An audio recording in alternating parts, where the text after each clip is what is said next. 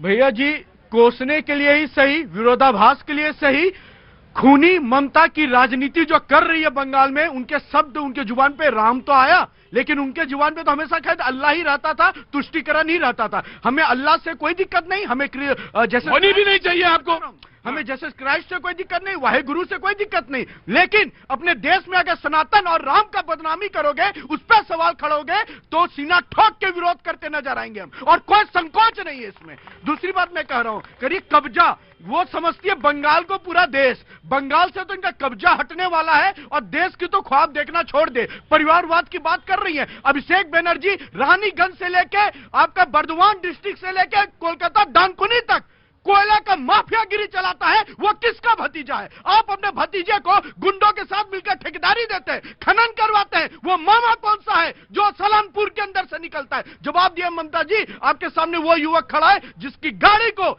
एक पेशेंट, मेरे घर का परिवार जा रहा था, आपके कार्यकर्ता ने रोका क्योंकि मेरे गाड़ी में भाजपा का झंडा था। उस कार्यकर्ता का दर बता रहा हूं न्यूट्रल रूप से। दूसरी बात मैं कह रहा हूं, कितना भी चिल्ला लीजिए ना, ए रुकुम चौल में ना दीदी, ए खाने ए रकम चल में ना, देश की जनता जाग चुकी है, बंगाल की जनता जाग चुकी है, समय आने दीजिए।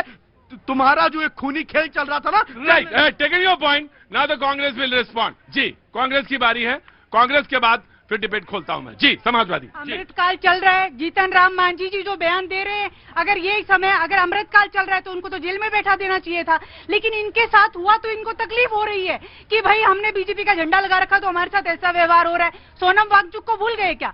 आपके झंडे लगने पर आपको इतनी तकलीफ हो रही है। आज ऐसे लाखों लोग हैं, अगर पत्रकार भी अगर खुल के बोल दे तो आज जेल में बैठा दिया जाता है। ये सच्चाई है, क्योंकि सच्चाई ये है, इसीलिए सब लोग, नहीं ये सच्चाई है। आप लोग आज जब आपके ऊपर आ रही है, बोले दिए हो रहा है, इतना दुख हो रहा है, लेकिन इनको दुख, मैं आ रहा हूं, you can respond very well, you can respond. समय बदलेगा, अमृतकाल जैसे जैसे हटेगा, देखिए कि किस तरीके से आप लोगों के यहाँ पे भी पूरी फाइलें खोली जाएंगी और फिर आपका झंडा देख के ही जेल में बैठाएगा। राइट, मैं आ रहा हूँ, जनता कुछ बोला। जी जनाब, कहाँ से हैं आप? मैं मेरठ से हूँ, मैं आपको देना चाहता हूँ पगड़ी। मुझे पगड़ी देना चाहिए। हाँ, अरे पगड़ी ना दीजिए सर, संगठन की पगड़ी है, एंटी करप्शन में हम काम करते हैं। एंटी करप्शन में काम करते हैं सर। अच्छा, उसकी मैगजीन है। बहुत बहुत शुक्रिया sir, thank you so much. अच्छा, दे दीजिए। लाई सर, मैं पहले, अरे वाह sir, thank you so much, बहुत बहुत शुक्रिया।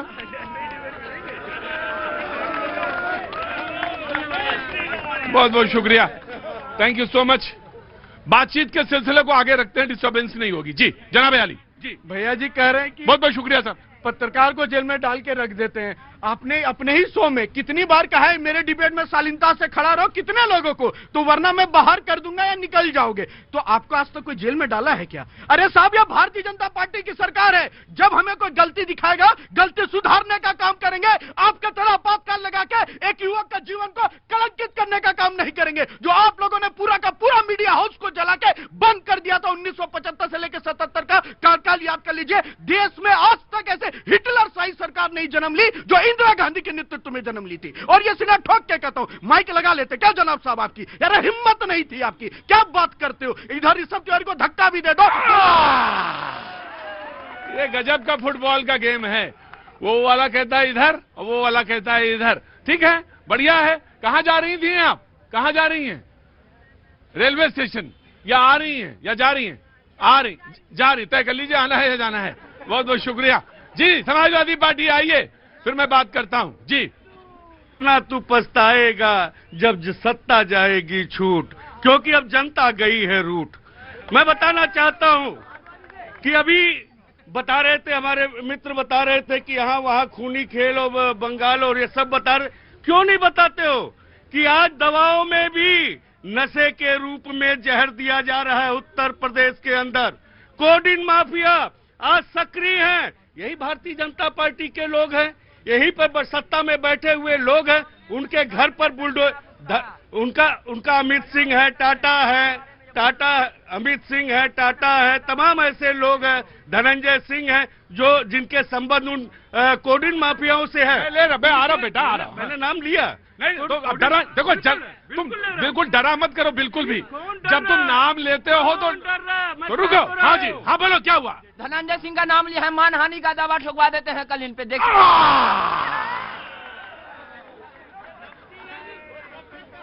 अरे बेटा हाँ कोई बात नहीं तो कोई बोल रहे पॉलिटिकल पार्टी के हैं ये लोग। हाँ जी, हम डरते नहीं हैं ऐसे मानहान के दावों से जिससे उत्तर प्रदेश की छवि बिगड़ती हो, जहां पर नन्हे मुन्ने बच्चे दवा पी करके आज जो है मौत के शिकार होते हो। ये कहने से मुझे डर नहीं लगता ऐसे तमाम मानहान। उसमें नाम तो समाजवादी पार्टी के लोगों का बताया जा रहा है। सुनिए, उन्होंने कहा है, इन्होंने एक फोटो दिखाया कि ये देखिए माननीय अखिलेश यादव जी के साथ उस कोडिन माफिया का फोटो, यही ना, तो नीरव मोदी का फोटो जिसके साथ है, विजय माल्या का फोटो जिसके साथ है, घोषित कीजिए वो देश को बेचने वाले लोग हैं। क्यों नहीं उनको गिरफ्तार किया जाता है?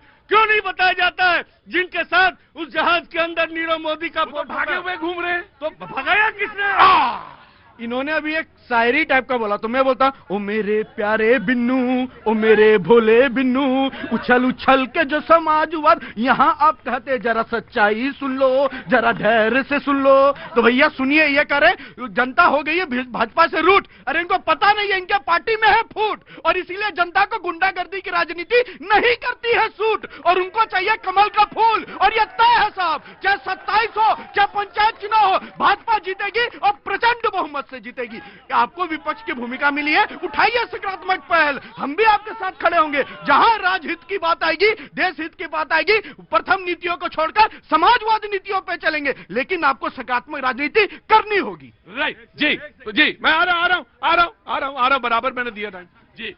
मैं बहुत निंदा करती हूं ममता जी के इस बयान पर। हाँ जी, कि बीजेपी शासन में आकर पूरे देश का राम नाम सत्य करना चाहती है। जी आराम से, थोड़ा ऑडियो बढ़ा देंगे भाई। हाँ जी, ये उन राम का अपमान है जो इस देश के आधार है, इस देश के कण कण में वास करते हैं। बेटा चले जाओ, अगर बहुत जरूरी बात करनी है तो कराओ, यही तो थोड़ी ना होगी, करा के आओ, जाओ। ये ममता जी की ममता तब नहीं जागती जब मुर्शिदाबाद में घर जलाए जाते हैं। ये ममता जी की ममता तब नहीं जागती जब एक हमारी गायिका जागो माँ का गाना अगर वहां पे मंच पे गाती है तो उसका शोषण होता है, उसका बहिष्कार होता है। ये ममता जी की ममता तब क्यों नहीं जागती जब एक राम नाम बोलने वाला हिंदू दीपू दास निर्ममता से जलाया जाता है। आज कोई बांग्लादेशी हिंदुओं के लिए तब ममता जी की ममता नहीं जागती, लेकिन एसआईआर की प्रक्रिया में जो बांग्लादेशी इन्फिल्ट्रेशन, जो वहां के मुसलमान यहाँ आ रहे हैं, उनके लिए बहुत ममता जाग रही है इनकी। वो लोग देश का अधिकार, वेस्ट बंगाल के बंगालियों का अधिकार जो खा रहे हैं, उनके लिए बहुत ममता जाग रही है। ये पूरा एंटी गठबंधन। मुझे एक ट्वीट दिखा दीजिए प्रतीक जी, उस हिंदू युवक को जिसको बांग्लादेश में जलाया गया। जय फिलिस्तीन के नारे तो लगाए गए, गाजा के लिए तो बहुत लंबे यात्रा निकाली गई। अरे आपने तो वोट चोरी की भी यात्रा निकाल दी। उसके बाद एक यात्रा राहुल गांधी जी से उन हिंदुओं के प्रति आतंक के लिए निकाली गई जो बांग्लादेश में हिंदू जलाए जा रहे हैं।